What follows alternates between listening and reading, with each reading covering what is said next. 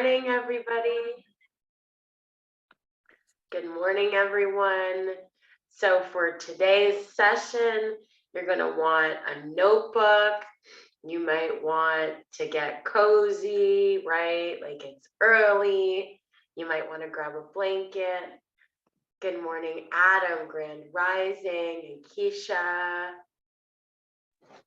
Morning, everyone coming in. So great to be with you. Again, if you'd like to get a notebook or a journal, something to get cozy with, we're going to spend a lot of time with our bodies. So we're not going to be moving our bodies, but we're going to be spending a lot of time in our body. So whatever's going to have you feel deliciously taken care of, really comfortable, it's exactly what you want to bring for this morning. Peace and blessing. Good morning, Jocelyn, and good morning, family. We'll family love y'all. Good morning. Great to be with you. Good morning, Teresa. Good morning, Jocelyn. How you doing this morning? I'm fabulous. How are you this morning, Adam? Every day is a good day when you wake up. That's right. I hear that.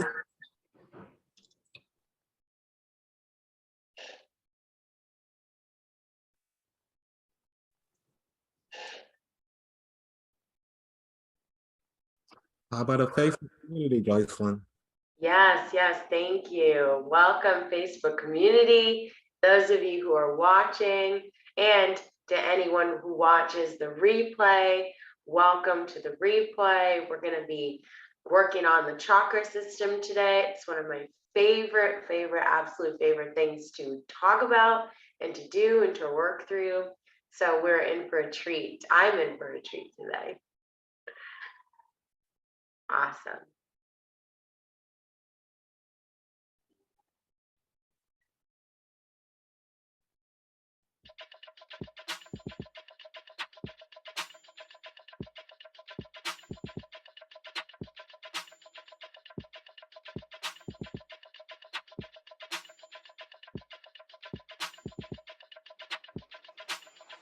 Wake up, everybody. It's time to get up. Wake up, everybody. It's time to get up. Stay woke, stay woke, stay woke. It's time to get up. Stay woke, stay woke, stay woke. It's time to get up. We're healing, we're dealing, we're growing.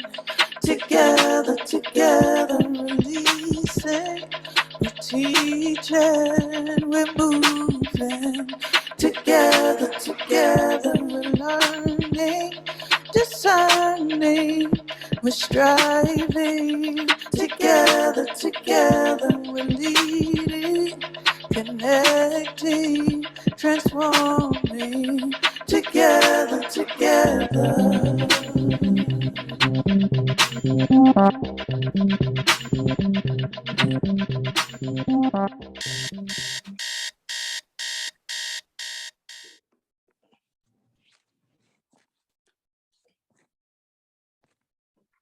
Good morning, everybody. It is fabulous to be with you all. Welcome, Abimbola. Awesome. Peace and blessings. Peace and blessings. Yes, thank you. Thank you. So, Grand Rising, everybody. Today we are going to be moving through the chakra system in the body. We're going to be talking about our energies. And I have a very special treat for everybody today where we're going to be talking about the 3 energetic leanings of the chakra system. So a lot of people know about the chakra system. A lot of people are familiar with it. So I'm going to go through a brief overview this morning of the chakras and what they are, which chakra is which chakra, and I'm here representing the Flow and Restore community, which some of you have heard of and are familiar with. And what we are offering is we're hosting a chakra yoga for the chakras workshop. So it's not just for people who are certified, but those who are certified as a yoga instructor, as yoga instructors have an opportunity to participate for continuing education. And it is for everyone and anyone who's interested to participate. So I'm here sharing my joy for the chakra system and everything available and everything that comes with working with the chakras.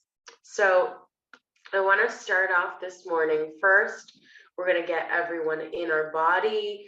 We're going to wake up a little bit, right? We're going to invite some divine light, but also some sunlight. We're going to invite light in general into our space so that we can then light up our chakra system and be able to navigate all of those spaces. So wherever you are, if you're sitting, perfect. If you're laying down, awesome. If you're driving, then, just be with us and be with the road, right? So if you're not driving, wherever you're at, we're going to just get comfortable and we're going to come together and just close your eyes. Again, only if you're not driving. But we're going to close the eyes and just come in to the self. We'll take a moment just to breathe here. And just notice our breath. And find thanks, and we'll find gratitude for this gorgeous morning. I don't know where you are, but where I am today, there is a gorgeous fall day coming. I am in such anticipation. And find something to offer gratitude to today.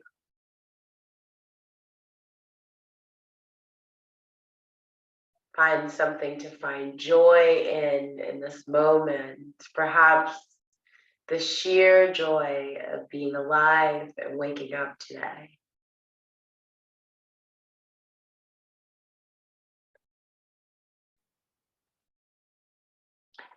And while we're breathing and taking a moment to just settle in together, let's envision ourselves, imagine ourselves stepping outside of our home, our apartment, stepping outside from where we are. And let's imagine it's one of those beautiful, clear, crisp fall days. The sky is blue. There's not a cloud to be found. And the warm sun is shining in the sky.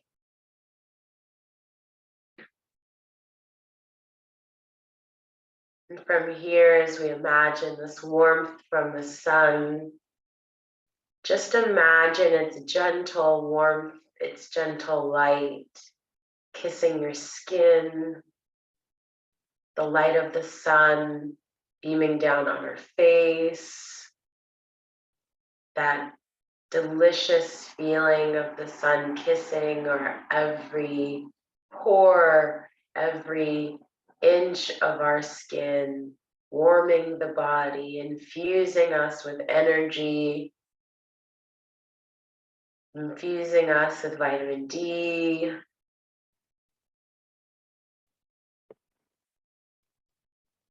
And as we bask in this vision of sunlight, as we imagine this warmth kissing our body externally, we take our attention internally,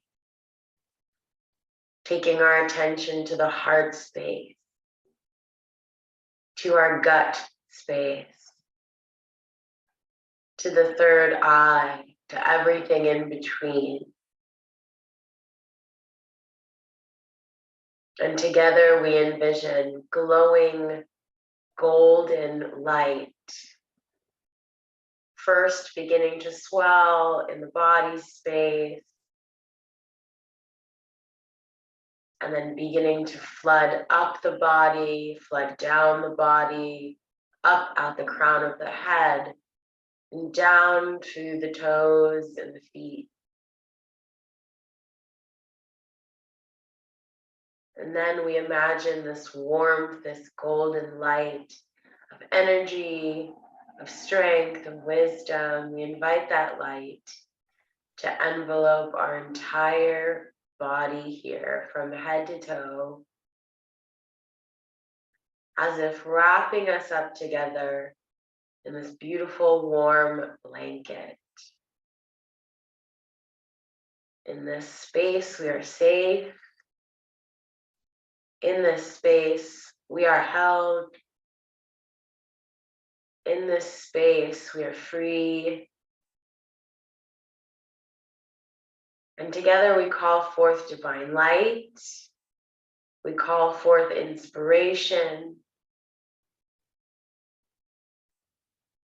We call forth knowledge and speaking.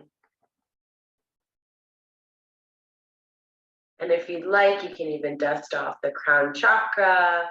Sometimes it helps to open the crown chakra with our hands.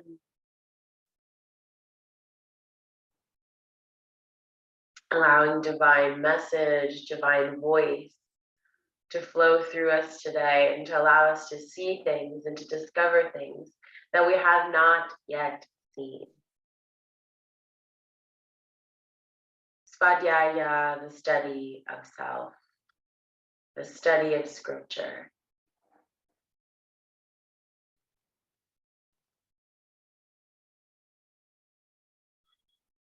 And to close, you can put your hands on your heart, you can put your hands on your body, wherever feels comfortable. You could give yourself a hug. We'll just take a deep breath in together as a community. And gently release through the mouth.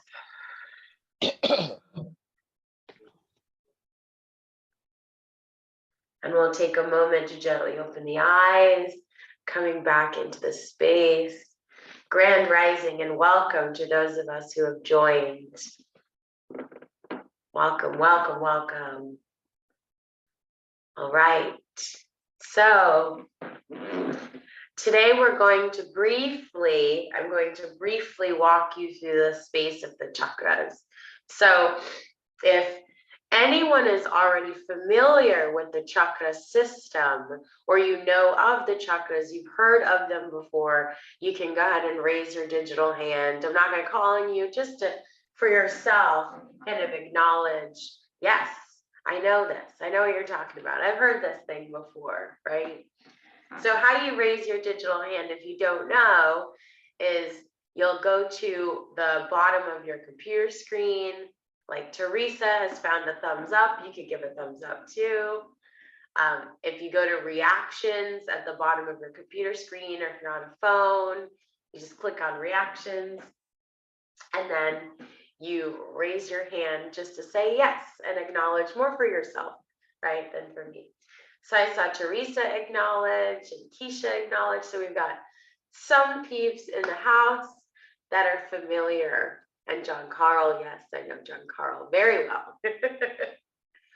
Beautiful. And for those of you in the replay, and for those of you in the Facebook community, you're welcome to gently acknowledge for yourself whether or not you've heard of the chakra system.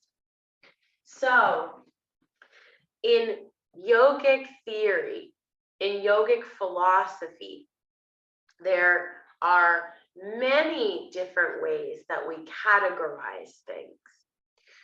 So particularly with the body and with the self, we categorize the self into 5 separate levels, so to speak, or 5 separate layers of the self. So most people think that yoga is moving your body, it's exercising, it's having these postures and bringing your feet, putting your feet on your head. That is maybe 0.01% of all of what's available in the vast knowledge of yoga. So in yoga, when we look at the level of self, it's also known as the koshas, right? So in different methodologies and different theories, different traditions, we speak of the levels of self often, but we consider, we have different names for it, and we consider it in different theories, right? So a lot of us have heard things like mind, body, soul. So that is one of the very colloquial and very familiar ways that we've adopted the layers or levels of self, right? Because a lot of us know that there's the us, the body, that physical body that's over here. But then perhaps there's something like a personality, which is completely separate and distinct from our body.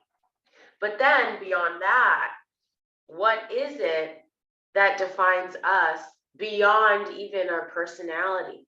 What is that thing that we have going on when we're sitting with a loved one and we feel that expression of emotion?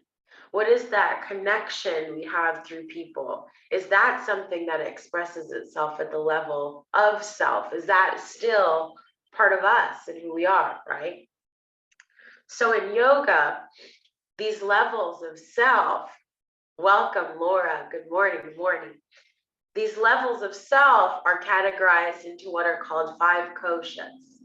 And the first layer is our physical stuff, right? And then after that, we get into our energetic self, the energetic body. Then after that, we get into all other kinds of things, which I won't get into here because that's not what we're working on today. So, good morning, Phyllis. Welcome, welcome. Good morning. Good morning. Good morning. So when we get into our energetic body, we begin to have less density in our experience. The literal mass of ourselves begins to dissipate and begins to get into this very esoteric, ethereal kind of experience. It's intangible, right? We can't touch it, we can't taste it, we can't see it, but you can experience it. So, if you just take your hands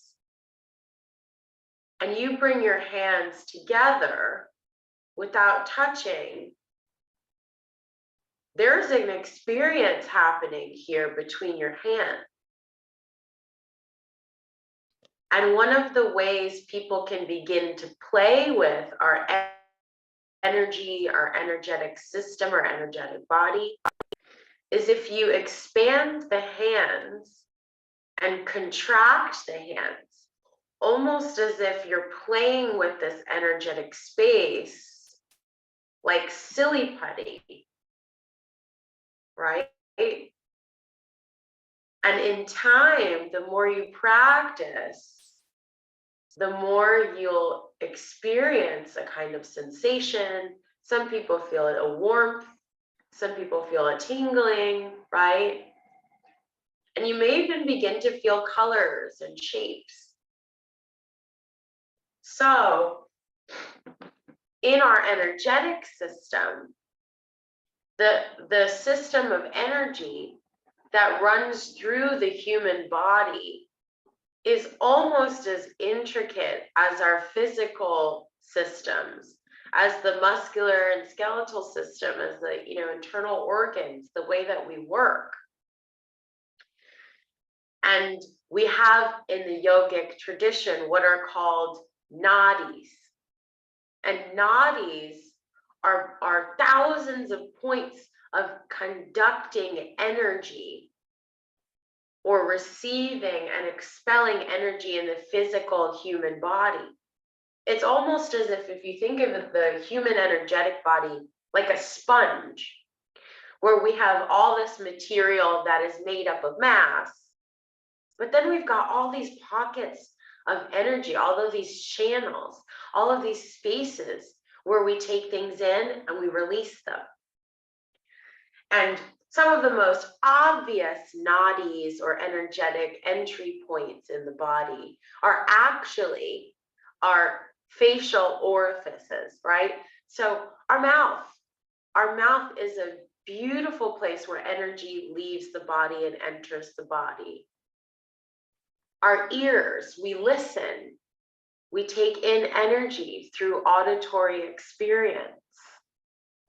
Our eyes and what we see, we receive energy that way. Our nose, the breath. In yoga, pranayama is how we categorize this energetic self, because the breath itself is known as life force energy, which is what prana means loosely, is the life force energy of oneself. So, along with these nadis, all of these points of receiving energy and releasing energy, we have what are called vayus. And vayus are basically energy highways. They govern the flow of energy. So we have a vayu that is directed from top to bottom, and one that's directed from bottom to top, where energy comes down into the body and energy flows up out of the body. There are a few different flows of energy, and for the purpose of the chakras, we're only dealing with one vayu or one energetic highway, so to speak. And that is the Sushumna vayu. So the Sushumna vayu is the vayu that runs along the spine, if you're looking at or thinking about a physical location. So this along the spine, or our core, right, or the midline of the body, there's so many exciting and beautiful things happening. We have movement of the flow of blood through the vital organs, right? All the vital organs are in this like thoracic body here. And the head, right? But along the spine, we have all kinds of nerve endings. We have movement. The spine is integral to our daily day-to-day living and our day-to-day activities. And there are so many things happening along the spine. And one of them is this Sushumna vayu, right? And you can think of the Sushumna vayu again as this energetic highway that flows information from the bottom of your spine, where the sacrum is, or your perineum, that fleshy area that's between, you know, where excrement comes out. So to loosely put it, we've got this, you know, the perineum, and then energy flows out of the perineum and energy flows all the way up through the crown of the head. So as human beings, as energetic beings, we're constantly engaging with this flow of energy up the body and down the body all day long, like this divine circuit. We're recycling energy, we're receiving energy all the time, we're giving off energy all the time. That's why you see people and you say, wow, they have such a great energy. Or you see people, or you're around people and you're just fatigued and you find yourself exhausted because there's a kind of energy either they're putting out or kind of energy that they're taking in from you or calling in from you.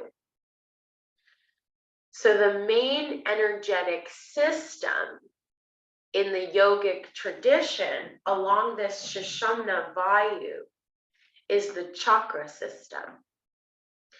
And the word chakra in Sanskrit, this ancient language from early civilization, the word chakra means wheel. And in particular, we're focusing on a wheel of light. So the idea is that along this Shashamna Vayu that runs up and down from the crown of the head down through the perineum are these concentrated points of energy. And if you've ever heard of the term like energy creates worlds, or the energy that creates worlds, the chakra system concentrates this energy into these points in the body that create worlds.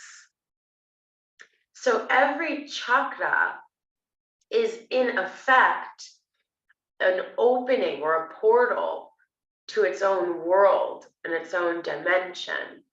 Yes, thank you, Charmaine. I love that Charmaine is just putting key points in the chat. It's awesome. Thank you. So, you know, the chakras, they are, as you'll see as we go through them, they're a portal to a whole world of exploration. So every chakra point we could dwell in, we could explore in, and each of these spaces shapes and colors the living of our life. And just like a Jenga tower, right? Each chakra builds on the other. So they're relational and holographic.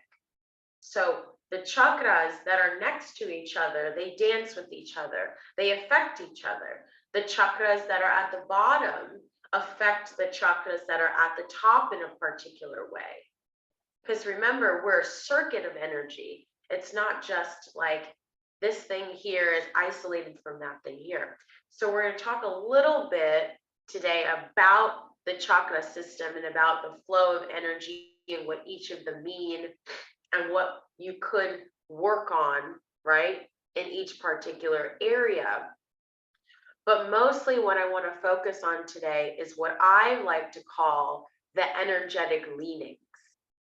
And what I mean by that is I have found in my exploration of the chakras, in my chakra work with people individually, in, you know, the divine exploration and in learning and getting downloads, that people tend to fall into one of three categories when it comes to living from the space of the chakras.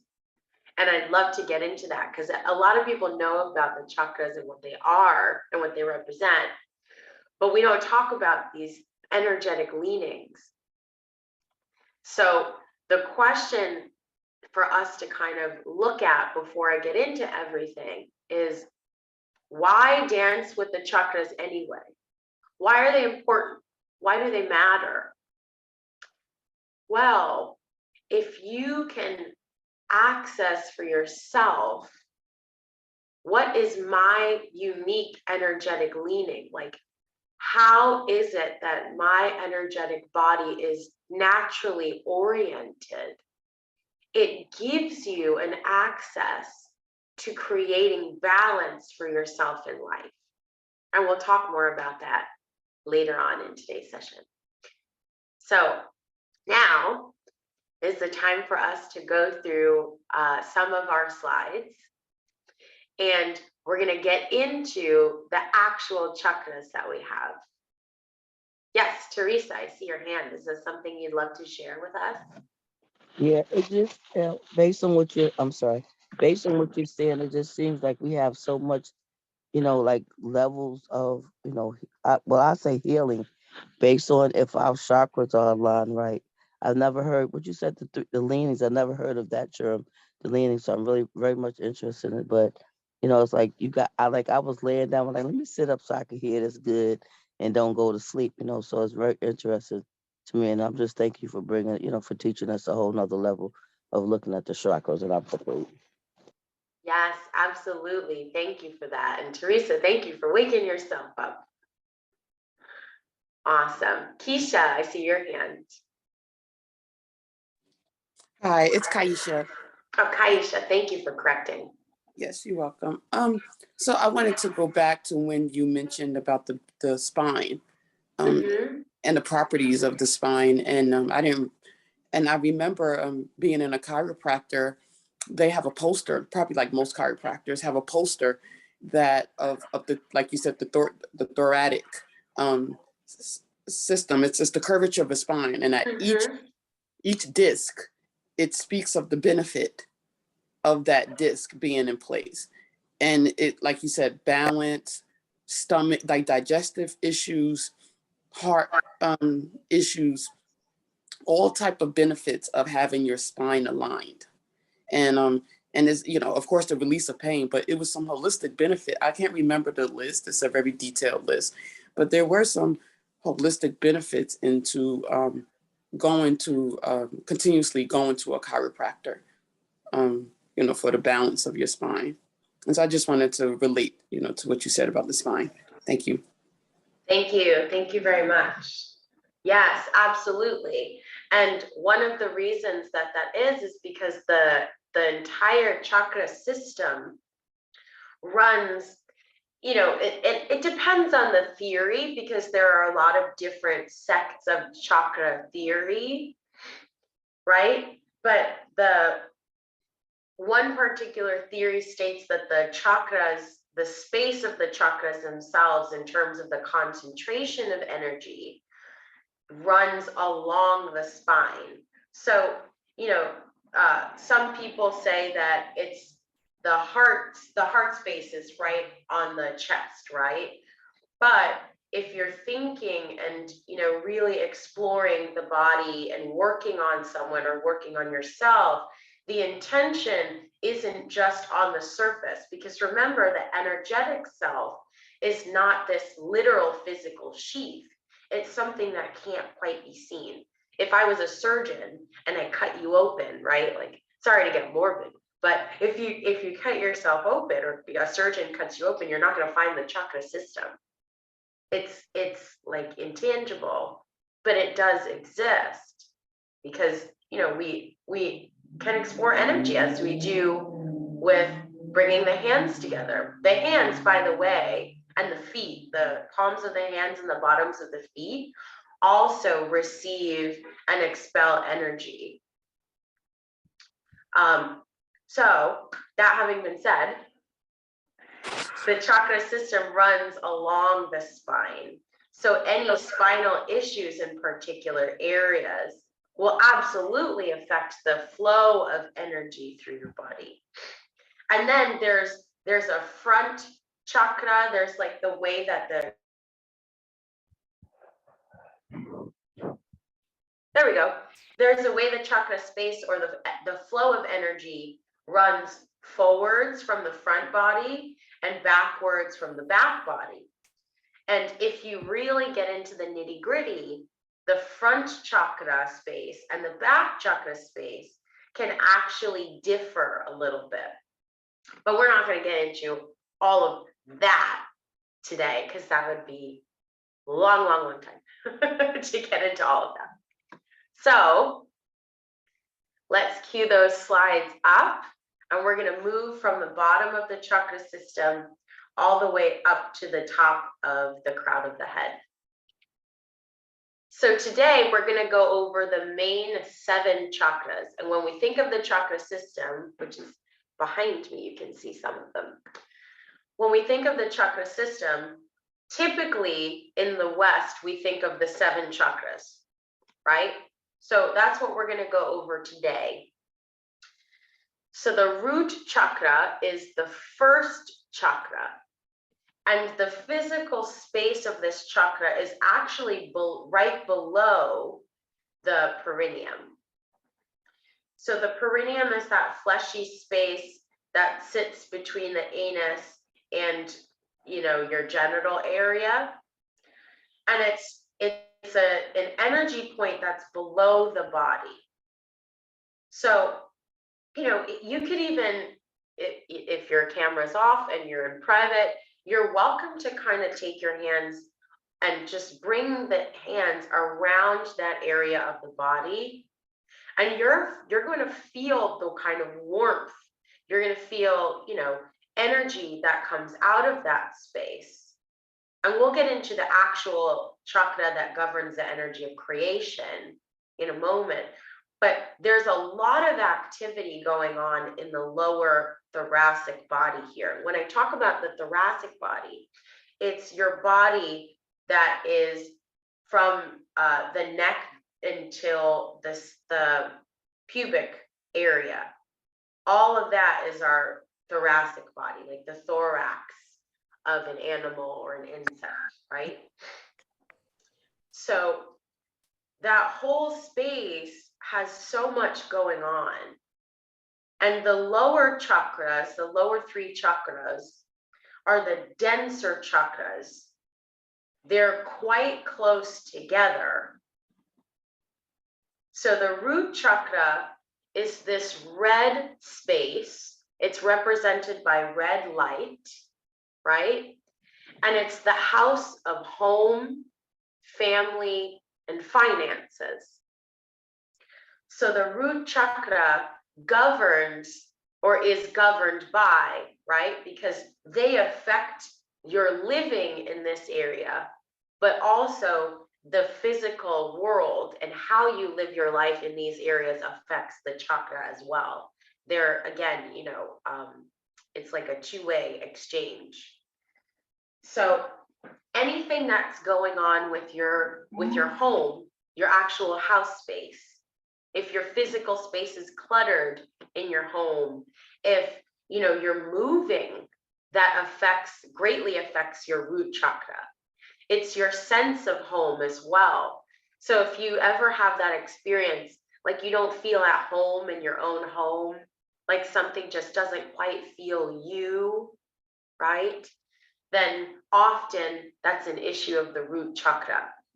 The root chakra space also is governed by your sense of home in yourself. So it's this exploration of how can I feel at home with myself?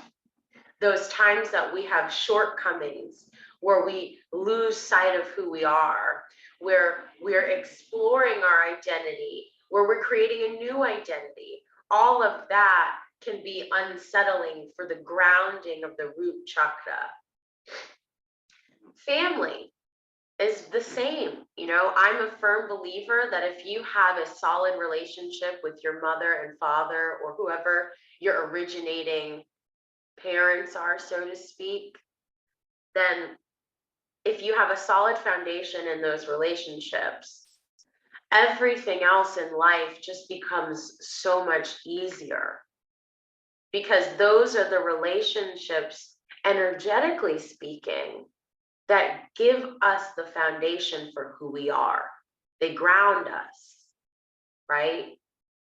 Finances, our money also, the energy of money grounds us. It's that experience of feeling safe, the experience of being able to survive, right? When we're really experiencing safety, and when we don't have anything that is kind of threatening our survival, our root chakra gets to thrive. Yes, awesome. Thank you, Elizabeth. Elizabeth says, I love this conversation. I'm so glad I randomly tapped in. Beautiful. So all the things that have us experience security can all be connected to that root chakra. And there are lots of ways to balance the root chakra. There are specific foods you can eat. There are colors you can wear, stones you can use, and all of that, how to actually balance each chakra space, is something that we're going to cover in depth over 2.5 days, or 2 days and an evening, with Flow and Restore's Yoga for the Chakras workshop, which we'll dive into later. The next chakra is the sacral chakra, and that's going to be on the next slide here. And the sacral chakra is governed by the color orange. So the sacral chakra sits where the pelvis is. It's a little bit below your belly button in the front, and in the back, it's the low back that that's right above the pelvic bone, so to speak, right? So I like to think of it as a belt that goes around. Yes, mango orange. I love mangoes. So actually, one of the ways that you can balance the sacral chakra is by eating orange foods, right? So mangoes are definitely in there. But the sacral chakra is the space of emotions, right? It governs emotions, sensuality, pleasure, creativity. Because if you think about it, in people who have a uterus, that space physically is the space that creates life.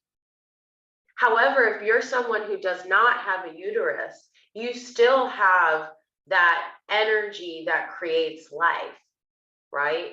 You know, it's literally where our genitals sit.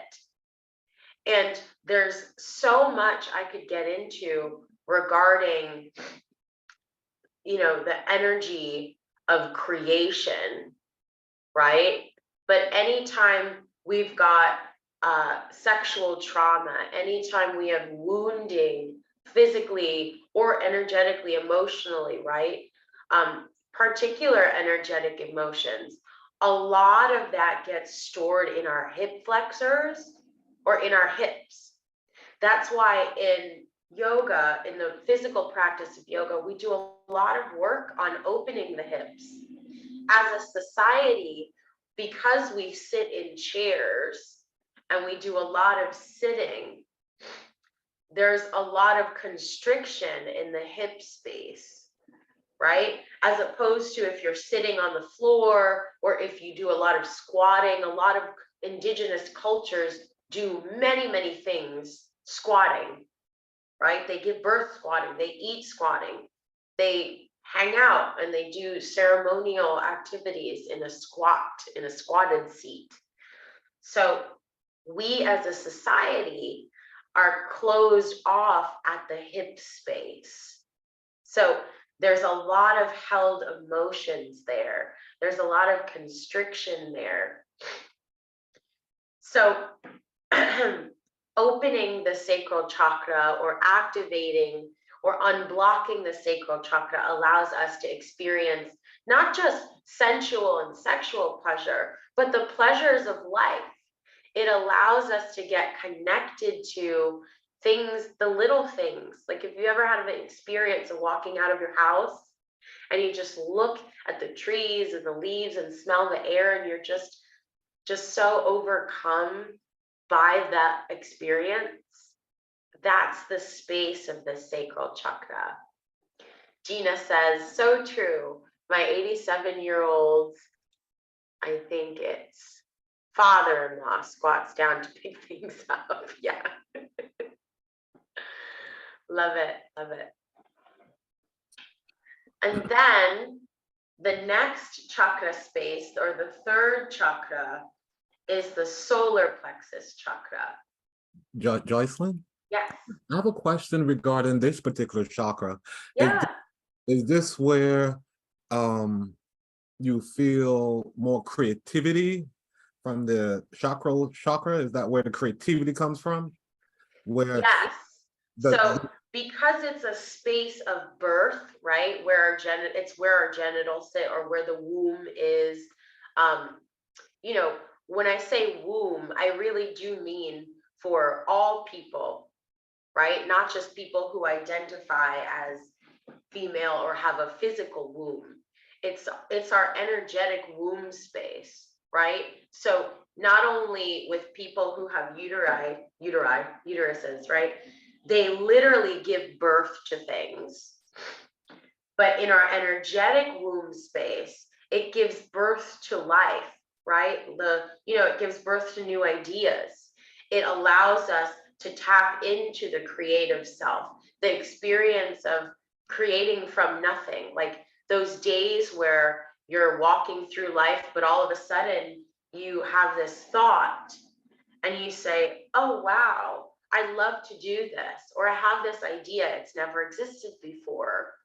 The sacral chakra allows us to manifest that in reality. It allows us to actually be able to speak the words through the throat chakra, which we'll get into.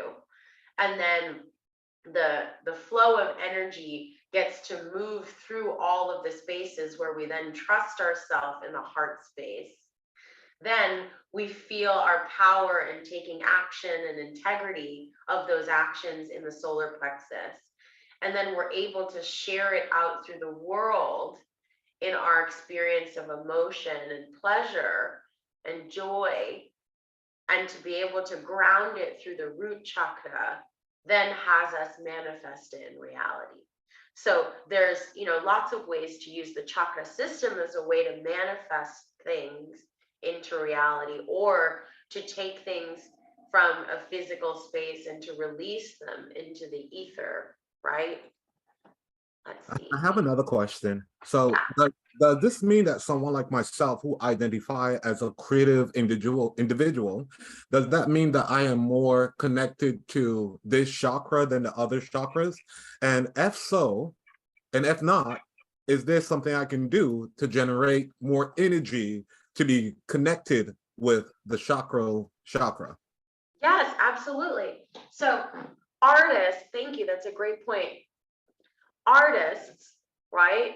Particularly people who make things, like a sculptor, a painter, people who physically create, are very connected to that sacral chakra energy. Writer's block is like a very common thing, and it's kind of easy to conceptualize. But anytime someone's dealing with writer's block, like an inability to create, then there's often a block in the sacral chakra. So some of the ways that you can tap into the sacral chakra is you could wear the color orange, right? You could do creative things. You could take a paintbrush and some paint and just make something that supports the opening of the sacral chakra. Physically opening the hips, like doing physical yoga practice that open the hip space, will open the sacral chakra. Being with your emotions. Sometimes we experience a block in the sacral chakra or our creativity because we're not allowing the natural flow of emotions. Stifling down experiences of sadness or anxiety or anger can block that chakra. So experiencing those emotions freely is a way to open that space. Yes, Teresa. I love what you said, John. The thing what I'm saying is that you were saying about anger. How do you, like, when you're dealing with anger, like how do you like especially since that's a part of the emotion, it's like I don't think there's nothing wrong with getting angry, but I think when it goes to extreme, like how could you like get that anger part under control? Yeah. When you since it's part of those the chakra, what you call it, the chakra, The sacral chakra, yes. sacral chakra, right? Yeah. Yeah, so thank you for asking. It's a brilliant question. So the energy of anger is primal, right? Like the experience of anger often sends us into like the fight or flight. It sends us into a flight experience, and it's very intense. The experience of anger can often be animalistic, and we're thrown to these primal instincts. So because the sacral chakra is really about 3 inches away from the root chakra, they're so close, anger is also associated with the root chakra. And remember that root chakra is connected to the space of home and security.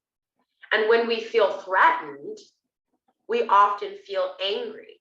And when we feel angry, we often feel threatened. So a lot of the ways that I personally deal with anger is I allow it. I allow it in my body. I welcome it in my body. And there's a difference between allowing anger and being angry at someone, right? Or I've distinguished it recently for myself as like, I'm allowed to be angry, but I'm not allowed to get angry. But I invite it and I allow it in my physical body, because you can move anger through the spaces, and you can actually transmute different emotions through the chakras, and they express themselves in different ways. Like if you bring anger to the solar plexus chakra, which is the next chakra, we can actually move to that slide too, and I'll jump right in. It's a great segue. If you bring the experience of anger up to the solar plexus chakra, you can actually take action, because anger shows us what we're passionate about. If you bring anger to the throat chakra, you can express it. That's when people start screaming and yelling at people. And that's often why we have an experience of being disconnected when we're yelling and feeling something, because it's all the way up here. And we can play with grounding our anger and bringing it in the experience of the root chakra that gives us purpose, right? So I could talk about playing with the chakra system all day. It's so vast. And that having been said, we're going to move on to the solar plexus chakra. So Teresa, just hang on to that thought, because I want to make sure, given the time, we get to everything. So the solar plexus chakra is where our physical solar plexus is. So the opening of the rib cage, right in between the lungs, right underneath that breastbone, where there's a fleshy space underneath our literal rib cage. That's the area of the solar plexus chakra, or the Manipura chakra. That is the house of our integrity. And when I say integrity, it's the integrity of actions. Am I doing what I say I'm going to do? Am I following through with promises? And then it's also connected to power, because when you have integrity with your actions and with what you say you're going to do, you have this sense of power. And it's also connected to willpower, right? The ability to say no, that discipline. And then there's the experience of confidence, being able to take actions and make decisions without doubting yourself. All of this is connected to the solar plexus space. And while the sacral chakra, the orange chakra, is feminine and fluid in nature, it's like water, the solar plexus chakra is more masculine in nature. It's connected to the sun. So I love the energy of the solar plexus chakra. One of the ways that you can invigorate your solar plexus chakra is to actually spend time in the sun, right? And to like allow the energy of the sun to bathe your body. Then we're moving up the spine to the chest, the center of the chest, which gives us the heart chakra space. Before we move forward to the next chakra, it is 7:56. I'd like to acknowledge the community members who may be. Thank you. So it is almost 8 o'clock, and I want to just say thank you to everyone who's been in this conversation thus far, everyone who's participated. And if any of you need to run at 8 o'clock because you've got church, you've got something exciting going on, or you need to move on with your day, I thank you for being here. And I invite you to go on the Facebook, the Wake Up Everybody Facebook page, and complete the recording so that we can wrap all this up in a neat bow. Awesome. All right, so now we're moving on to the heart chakra, the Anahata chakra. The heart chakra is the space of love. It's the space of trust. It's the space of gratitude, right? So, all of those places where we harbor resentment, which is not quite anger, but anger plays a part, right, in resentment. Any place we're harboring or holding on to resentment it affects the heart chakra space. Or grief. Grief also affects the heart chakra space. Like, you know, the literal experience of heartache. It's a real feeling. It's a visceral, physical experience. And a lot of that comes from grief or loss, right? And loss is connected to gratitude.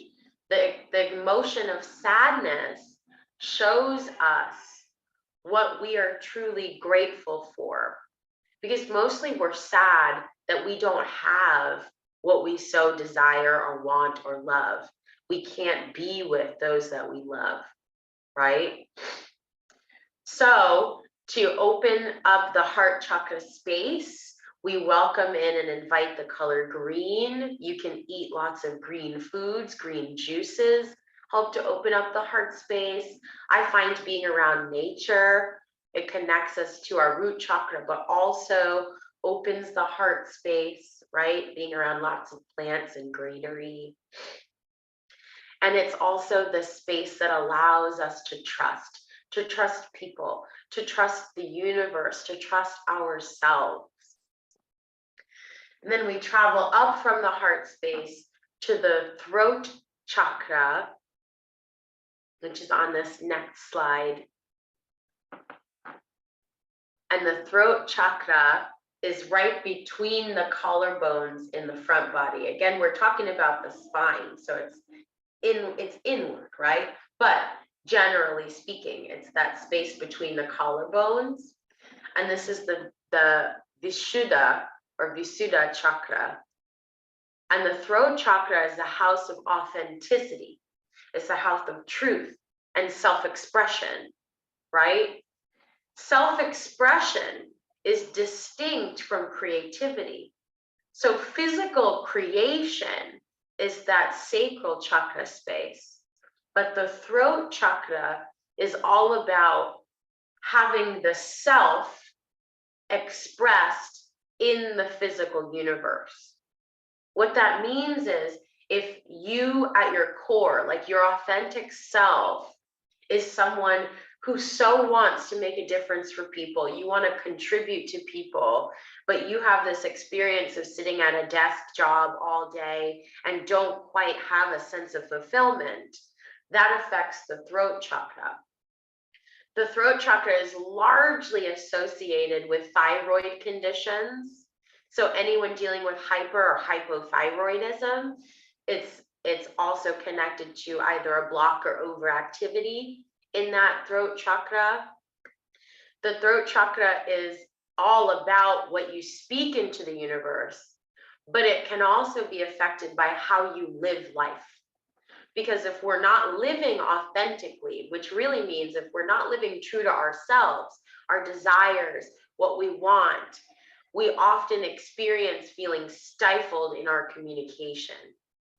If you think about it for yourself, any time that you've really wanted to do something, but you've been stopped, or you've not taken a leap of faith or trusted yourself, that heart space of trusting, it often constricts our sense of being able to speak, being able to share, being able to truly share and express our authentic self with others and our daily living in the world, right?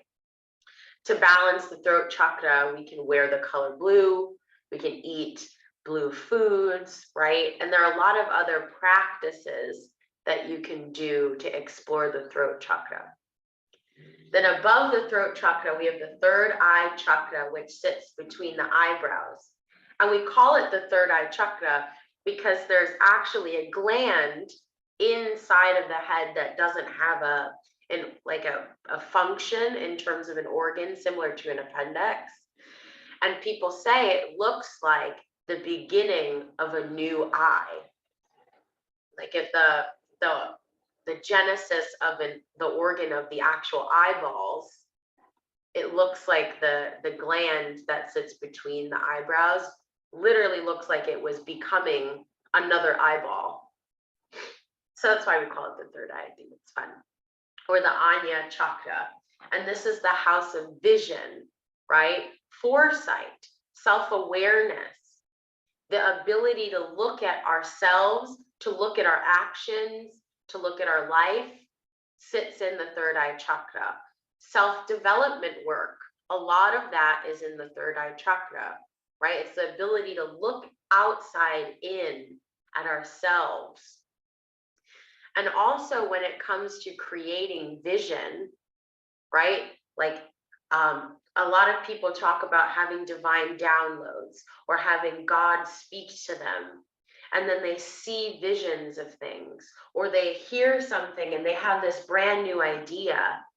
Because the third eye chakra is so close to that crown chakra, the space where the divinity enters us, it's almost, I think of it like a projector that's projecting out in the universe everything that we receive, right? So it's also everything we speak into existence from the throat space is what we get to create and envision, right? It's not an accident that the third eye chakra sits where the brain is, the organ of the brain, that thinking mind. So ways that we can balance the third eye chakra is that we can drink a lot of water. These upper chakras are a lot less dense, right? They become way more ethereal and tricky to actually get into and work with. So we drink a lot of water to help us ground ourselves. You can eat nuts. Nuts are like brain superfoods, anything that's really good for your brain. Omega-3s, right? They're also great for balancing the third eye chakra. And then we have the seventh chakra, or the crown chakra, and we call it the crown chakra because it sits on top of the head here. And it's the way that the divine energy, this like energy of everything around us, it's the way it enters through our body. So remember, we're receiving through one channel and releasing other ways. So we're always connected to the divine and always grounding down towards the earth. So the crown chakra, Sahasrara, is the house of divinity. It's also the house of compassion, compassion for others, compassion for self, our ability to empathize with people. It's the space of oneness, the experience that I am you and you are me, that I am divine light, that the divine is you, that you are connected to all of it, that you're made in God's image. In a lot of religions and in a lot of cultures, we cover the head because it gives us humility that though we are made in God's image, or though we are divine light, we humble ourselves to disconnect from that energy and to acknowledge that we are physical beings on this planet. And though we come from and are connected to divine energy, it's a practice that honors the humility of being human, right? The finiteness to our life in this lifetime. So things that you could do to open the crown chakra, you could physically, energetically open it or dust it off a little bit, so to speak, right? Our practice, whatever you practice, whether it's a religious practice or spiritual practice, to honor God or honor something bigger than ourselves. Drinking a lot of water supports the crown chakra. Belief, having belief in things that you can't explain or that don't exist, allows for a balancing of the crown chakra. So if we move to the next slide, there are other chakras, and the ones that we get into in the Flow and Restore Yoga for the Chakras workshop are the thymus chakra or the higher heart chakra. That's when we break it down and get into the self at the level of soul, things that speak to our soul. If they're soul aligned, things like trusting your higher truth. What is your higher truth? How do we access our higher truth? And that's, our unique higher truth for us. It sometimes can be connected to your divine path or your dharma, right? But not always. Sometimes you can create your own path and create your own dharma, so to speak. Then we get into the soul star chakra, which is the chakra above the crown chakra. And that takes on a whole other life of its own. And we also get into the earth star chakra, which exists below the feet. That grounds us, and it grounds us to our higher purpose, but our purpose here on this earthly plane in this lifetime. And again, in the Flow and Restore Yoga for the Chakras workshop, it's going to be a Friday evening, a Saturday all day, and Sunday all day experience, right? And what we're going to do is we're going to spend a good amount of time working on each chakra space. And we're going to get into what are some things that you could do to balance this chakra. What are overactivities look like? What are blockages manifesting as in your life? And we're going to go through different practices that you can take on and explore to balance each of these chakras. And at the end of the Yoga for the Chakras workshop, you're actually going to practice leading a 30-minute workshop, and you get certified as someone who works with the chakra system with people.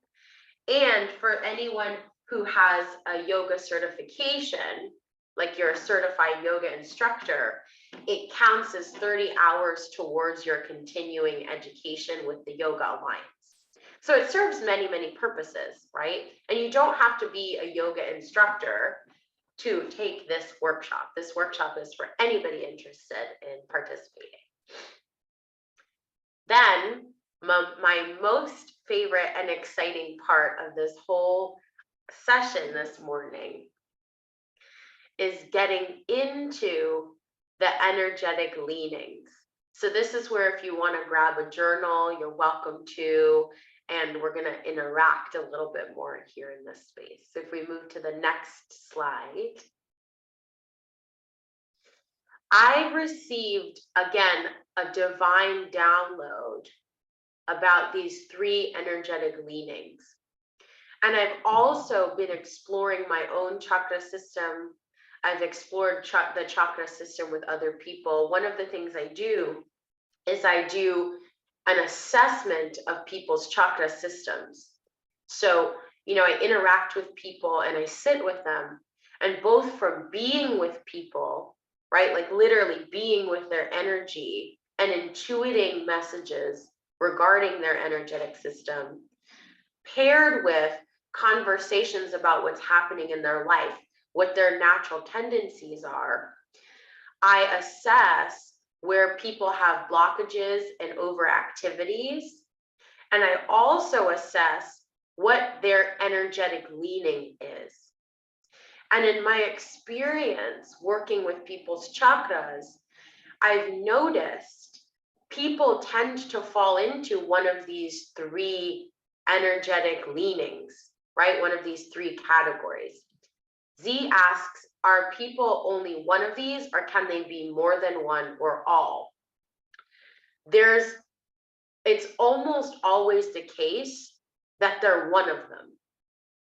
Now, it doesn't mean like you're born this way and that's the kind of person you are, right? What it means is naturally at this point in time, your body, your energetic body tends to be this kind of person, or your energetic system works in this kind of way. And it's really useful for us to know this about ourselves, because it gives us a foundation for where to work in the chakra system.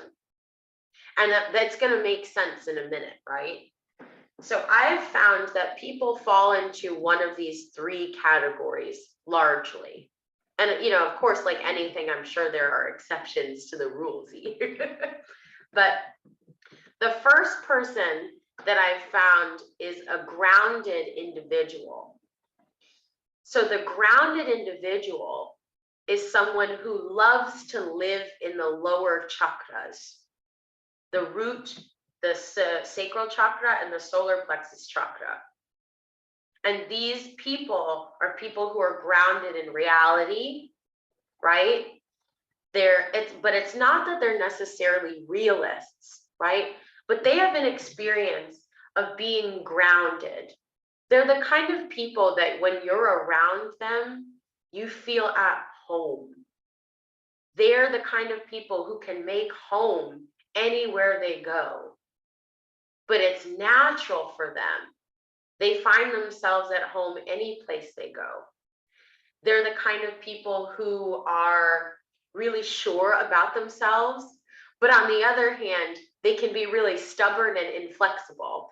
The kind of people who you're like, oh, they're set in their ways. They're not really interested in changing all that much, right? They're like, you know, that's the way that they are. They love themselves that way, but also they can be a little bit stubborn, right?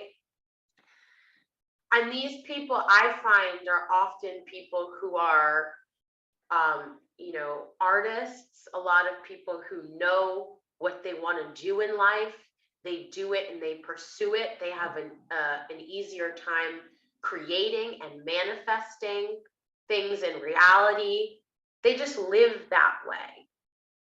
So my question to everyone, and we'll take like one person sharing because I'm conscious of the time, but who would like to share that they identify with being a grounded individual? Like, who here identifies being that grounded person?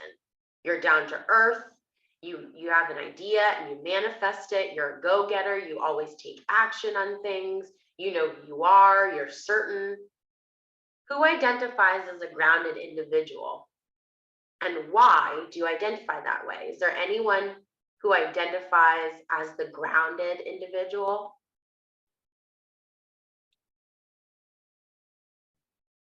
Good morning, Jocelyn. Yes. I was wondering, can you be sort of like that? Because there are some ways that I feel like I'm a grounded individual. I feel like I'm down to earth. I do feel at home wherever I am, but I don't necessarily seem to exhibit all of those tendencies.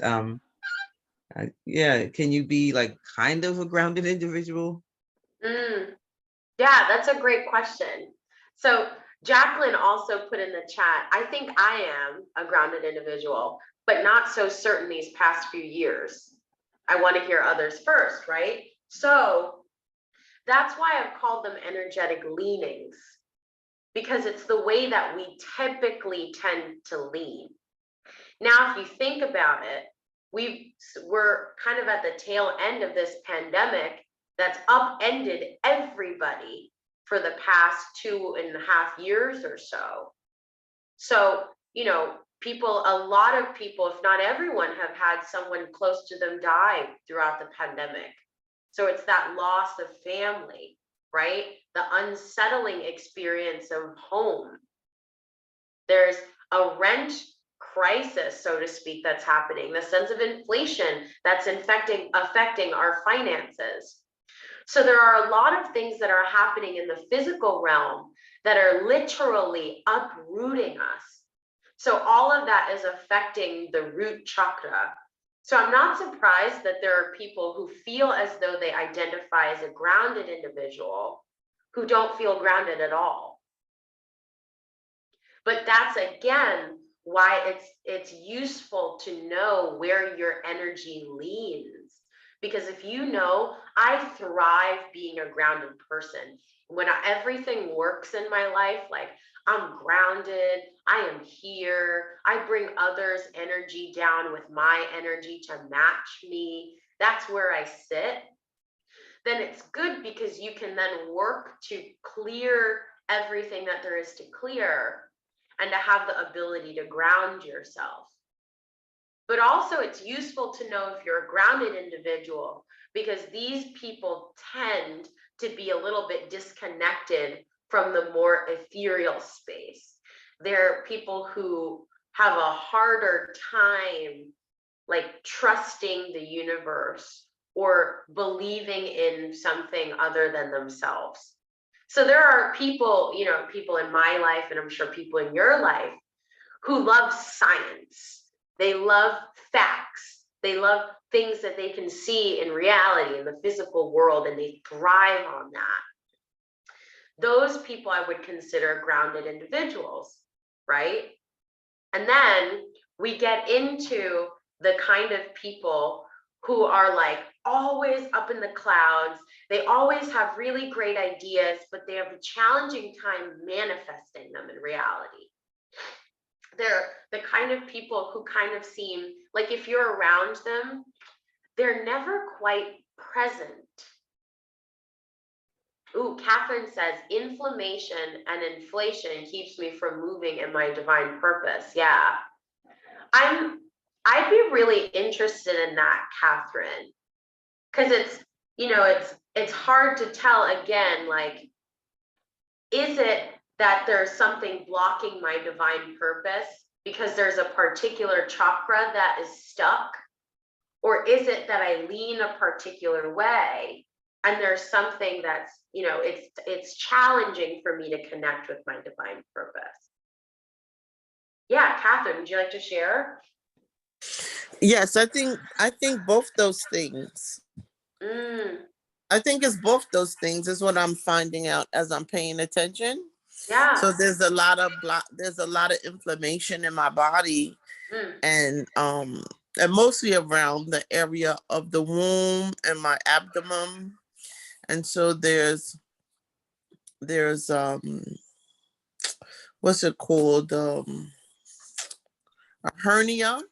They want to say, and then my metabolism slowed down, so that is a lot going on in that area, you know, that to me is spilling over to other areas, right? So if the inflammation is down there and I'm not doing the elimination, you know, like in a healthy way as often as need be, then it's going to be blockage. And that's what I'm finding. It's extremely I don't know, cosmic, that this morning I got up at 4:30 and was doing some manipulation down in that area because I'm part of Be the Tree. I don't know if you know about Be the Tree. So I'm part of that right now. And so I was exercising that area,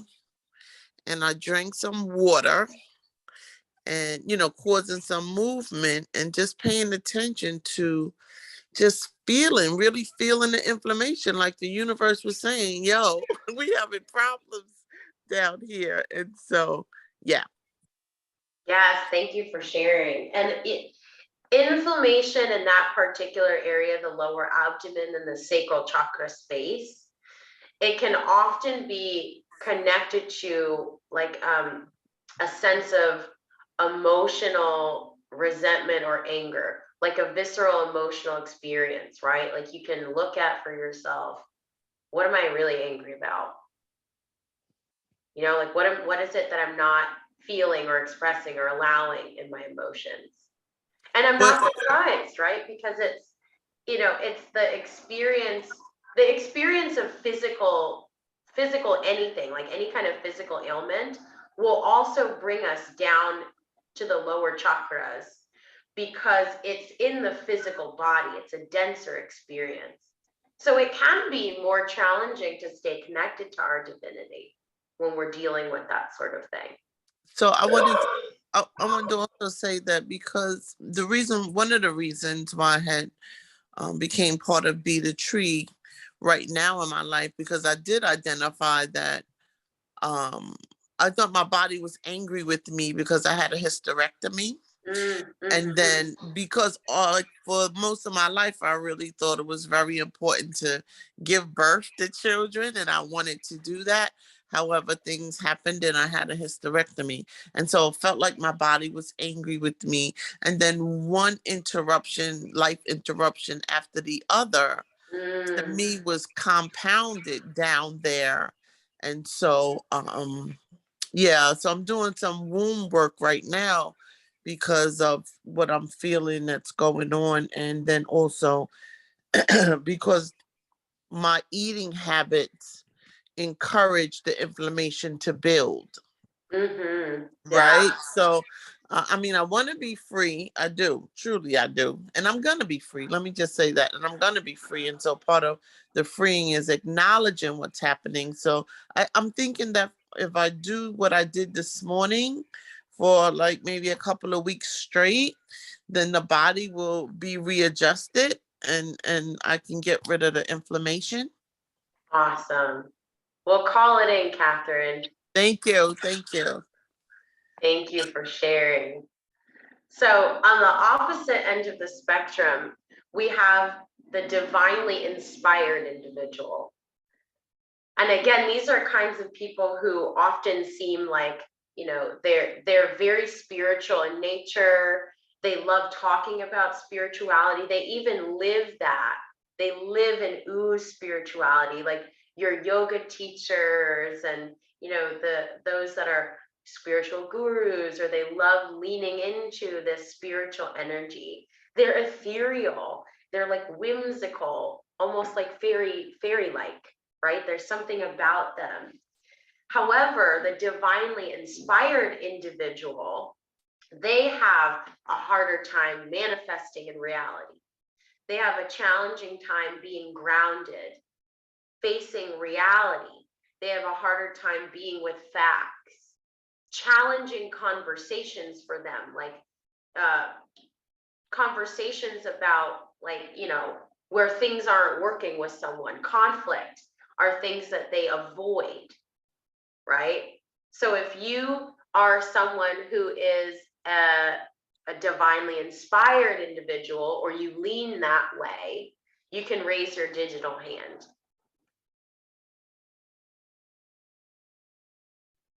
You can also put it in the chat, like, oh, that's me.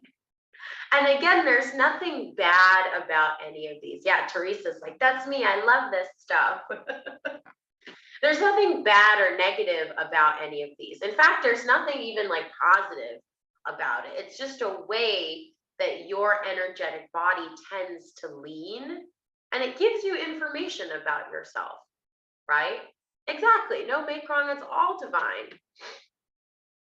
Then we have the most complicated, so to speak.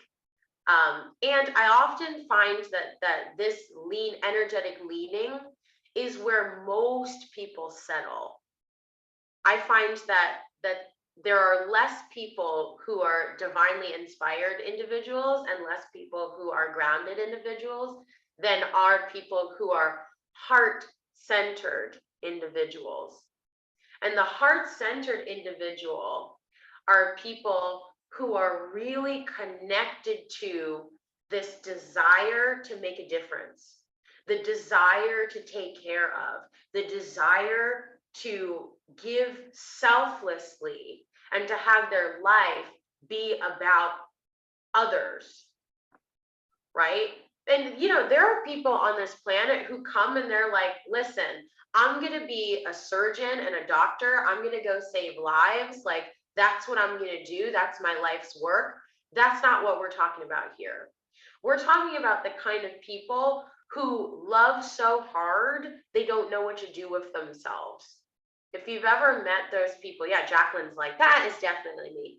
Those people who love people so much and they're always trusting, but then they find themselves in predicaments. It's like, I trust so much, but then like people totally blow me over, right? Or I have a hard time saying no because like, I just want to give. I'm so generous.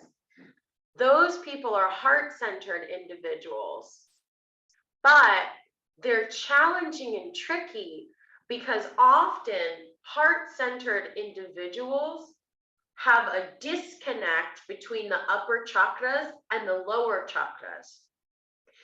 And the life work, your life's work as a heart-centered individual is, how do I integrate my higher chakras and my lower chakras to let everything flow. Yeah, Gina's like, I call it being blindsided. Because oftentimes, as a heart-centered individual, we have this divine inspiration and we're so connected and we trust divine inspiration, we trust God, we trust the universe's message, but then we can't manifest it because there's a block somewhere in the lower chakras.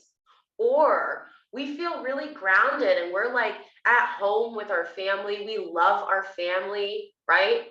But for whatever reason, we can't quite connect it to the bigger picture. We have a hard time fulfilling on our vision or even creating a vision. You can manifest things in reality, but it's like, how do I now get divinely inspired? So there's often a disconnect, like a disjunction between the whole chakra system as a heart-centered individual. Yeah, Gina. Okay, that's me. Okay, so that's okay. But I'm trying to come on camera. So this week there's a new book out called it's like How to Stop Being a Ride or Die. Like, because yeah, I guess it's as people who live like that, like you just really try to take care of things and people, and you get wiped out over and over again because you don't, I guess we're not tapped into our integrity, our security, Yeah. so we're just really busy like trying to help and trying to serve. And yeah, like there's a lot of us, I'm a public servant, like we're public servants, we live to serve, we live our lives like that. Like I never consider myself a doormat or anything, but yeah, I do get like totally wiped out, and this comes from nowhere. You just like, why would somebody do that? Yeah. Why would they say that? Why would they do that? Oh, okay, thank you. I just had to come on and say thank you for identifying Yes, that. absolutely. Thank you for sharing. Sure. I love it. Thank you. So I do want to acknowledge it's 8:30, right? We're gonna run over. So if you do have to run, thank you so much for participating and thank you for sharing. I promise I'm gonna wrap it up now. So this just gives you a little bit of a taste and a sense of the work that we're gonna dive into in our Yoga for the Chakras workshop. So, if any of you are thinking, oh, but yoga means moving your body, we will be moving our bodies as part of the workshop in terms of looking at different yoga postures that open up each chakra system, right? But mostly we're going to dive into what does it look like to now assess and balance our chakra system. How can I assess somebody else's chakra system and balance their chakra system so that you're left with the knowledge to balance your own chakra system, but also to lead others in doing the same thing so that you can go and lead your workshop, so that you can go and share this work with others and support others in doing the same. So we can move on to the offering slide so I can officially share with everybody. I wanted to acknowledge that we do have someone sharing the spotlight. Oh, yes, thank you. Is that okay? Do we have enough time to do that?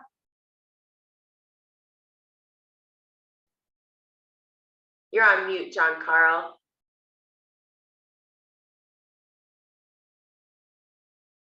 All right, I'll take it anyway.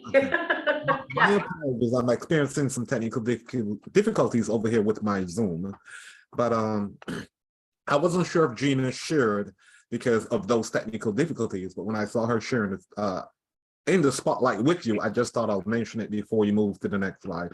So I'm gonna go to Charmaine. Charmaine, did Gina share already? Yes, she did. She did, yes. There's Teresa who has her hand up. So Teresa, let us know what is on your mind, my love. Yes, I was just saying is that I feel like it's weird, but I feel like I can be like kind of all of them and I got to figure out like which one am I really leaning on. This has been a great conversation. Thank you for bringing it to us so we can because the revelation that I got was that how I think the orange chakra, like like if I think it's the orange chakra. Let me see which one I wrote it down. The one that deals with your your pleasure and stuff like that. The orange chakra. That how the orange chakra affects me a lot. How I'm affected a lot by the orange chakra, and so I feel like I need to get my chakras aligned, but that chakra is an area where I have a lot of challenges at. But I kind of understand why I'm having it based on what you said, and also the other one that's the root chakra. So it's like I'm understanding now. I'm having different like medical conditions as well as dealing with stuff mentally. So thank you so much for bringing giving me the revelation to even understand my body and what I'm dealing with a lot more, and I appreciate it. Thank you. Yes, thank you for sharing, Teresa. You're so very welcome. And listen, each of these chakras, as I mentioned earlier, it's a world, it's a dimension. I did a workshop on Facebook Live that was 7 days of chakras, where I went live for 7 days in a row. And each day I made it a point myself to explore the chakras. And that's when I saw, when you're working with the throat chakra, for example, it's almost like everything in life shows up inside of the world of the throat chakra. When I was working on the throat chakra, everyone was speaking their mind to me. I had challenging communication. People were like dealing with not being able to be themselves. I mean, it was fascinating how that chakra was a portal to this dimension that just gave living. It allowed life to show up in that space. So when you look at each chakra, especially the sacral chakra, there's a lot that we in this space and time, right? In this time in the world, in humanity, that we're dealing with, that stifles that sacral chakra, particularly for those of us who identify as women, because women have suffered in terms of having to like stifle their emotions, having to stifle and suppress their sexuality, not having a voice, so being unable to express their creativity, right? Mostly for a very long time, what women were valued for was that they continued bloodlines. So they became, production for life rather than a space that creates life and celebrated that way, which I find there's a movement that is now beginning to emerge to allow women to explore that for themselves, but also men, because remember, men or people who identify as men, because there's everything in between, but men for a long time stereotypically have been conditioned to stifle their emotions. So a lot of men don't have the creativity or the fluidity to experience and express their emotions. So a lot of us as a society are dealing with sacral chakra wounding or blockages, right? And also, the way that society now for a while doesn't talk about openly sexuality and sensuality, because of there's a lot of different societal and historical reasons why, but that has also caused largely blockages in that sacral chakra.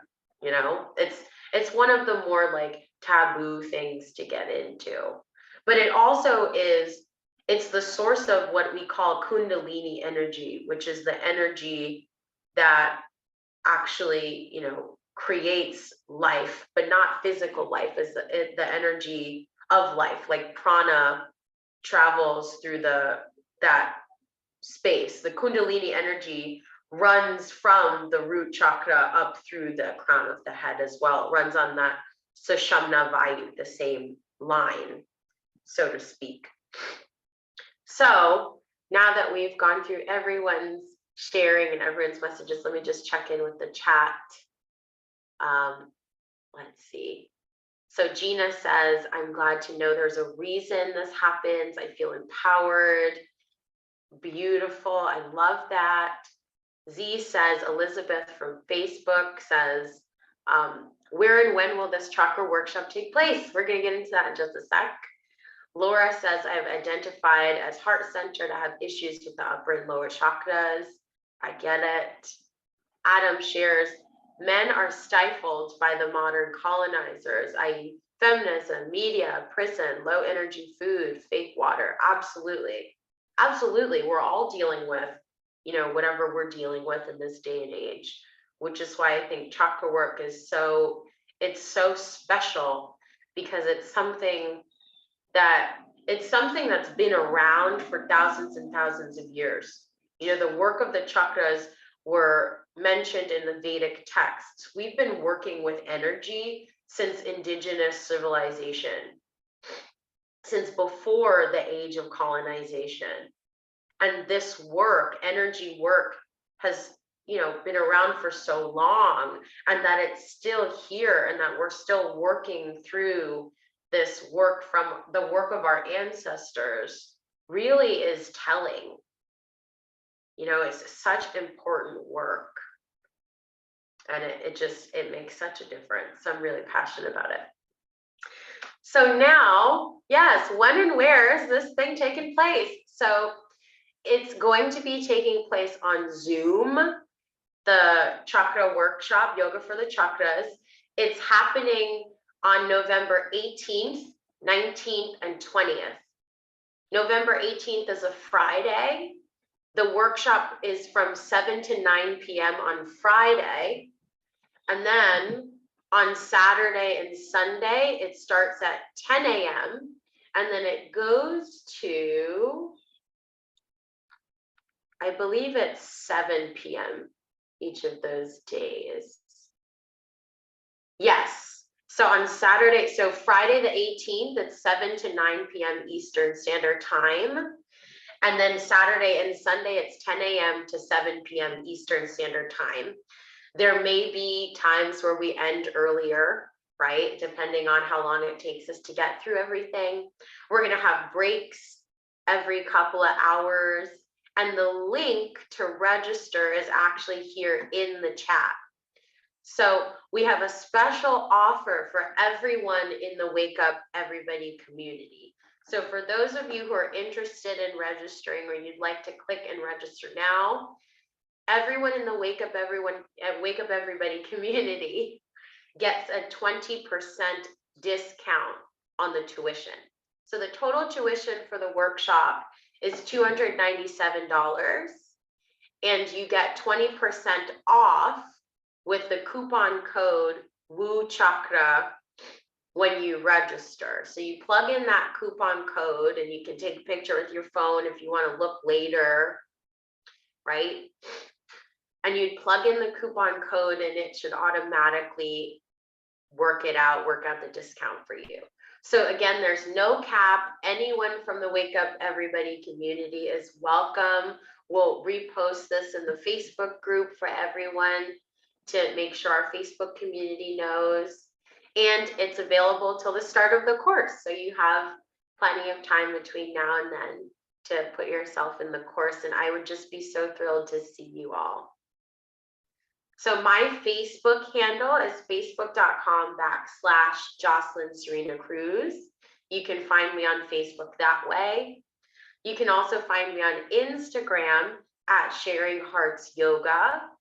And if you have any questions specifically about the Yoga for the Chakras workshop, please feel free to email ash@flowandrestore.com. Ash is who I'm working with. She's the owner and creator of Flow and Restore. And I'm so thrilled to be partnering with her and delivering this course.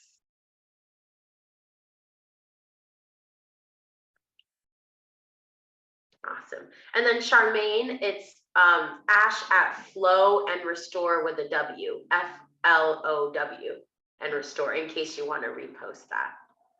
Beautiful. So again, in our community, we love to give love offerings if you so feel inclined through your generosity or donations.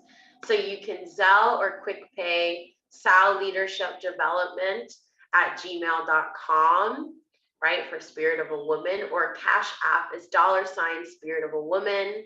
And the link is there. The code is #706JC. And again, thank you tremendously for any generosity that you feel free to share today. And then, oh, go ahead, John Carl. Thank you so much, community. This is our love offering and donations monthly automated links here. You can click on these links in the chat, whether you're on Facebook or Zoom, and it will take you directly to where you can submit your offer, whether that's $25, $50, $75, or $100. We invite you to share your energy with us. My own natural energy yields is how we see money here on Wake Up Everybody, and we invite you to see it the same way, because as we learned from Jocelyn this morning, everything is energy, and money especially is energy. And it comes with your offerings. You're given, when you give, you will receive 10 times fold. And I'm a believer of that. And it's also something I practice, so we invite you to practice with us also. Then who is coming next? Up next, we have on Monday, October 31st, the topic is Intro to Creating Your Personal Genogram. And if you don't know what a genogram is, we invite you to join our facilitator, Robin St. Clair, on Monday to learn more about that. And then on Tuesday, Transformational Tuesdays with Stacy McLean, aka Yogisha. So we invite you to come back on Tuesday to actually have a transformational day with Stacy.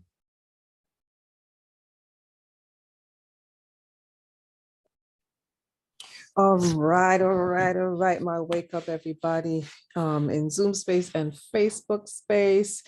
I am representing Be the Tree in the Wake Up Everybody space. And so tonight and tomorrow night, we have a special session called Partnering with Power.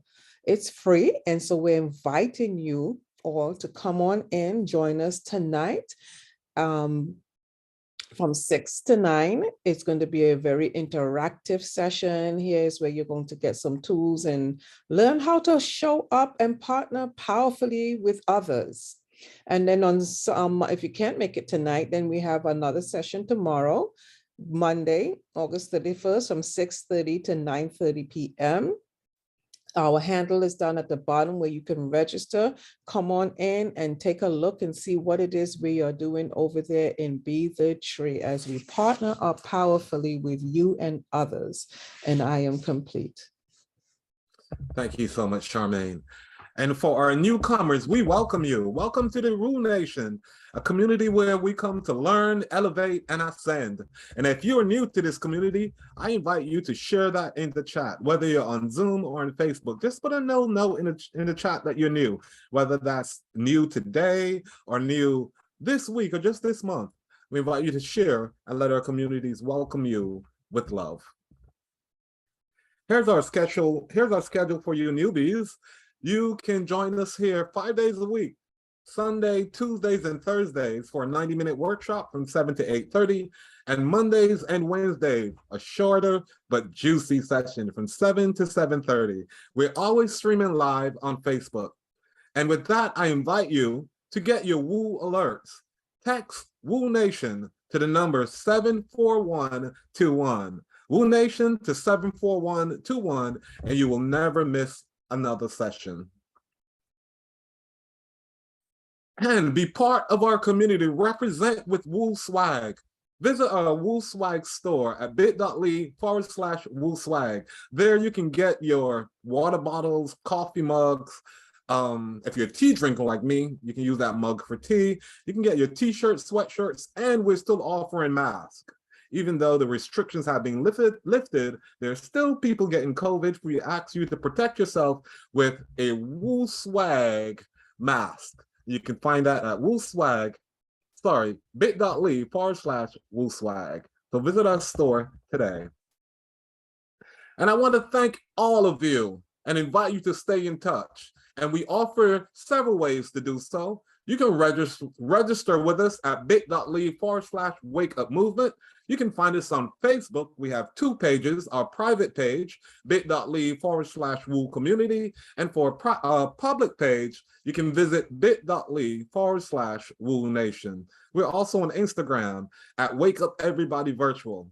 You can find us on YouTube, bit.ly/Woo on YouTube, or you can email us directly, info.wakeupseries@gmail.com. And at this time, I would like for you to welcome and share your love for today's session with our facilitator, Jocelyn Cruz. Come off mute and share your faces. Thank you. Thank you, Jocelyn. This was so great. It was so empowering. I didn't know what to expect. So this was beautiful. Thank you.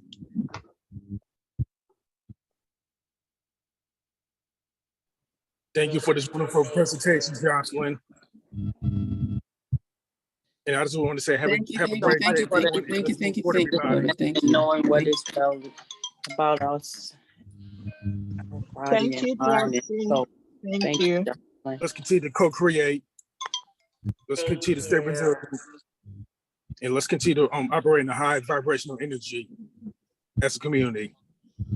Hear it. What a beautiful Sunday.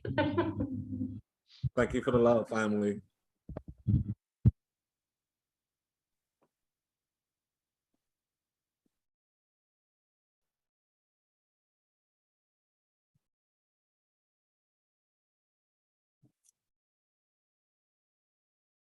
Thank you.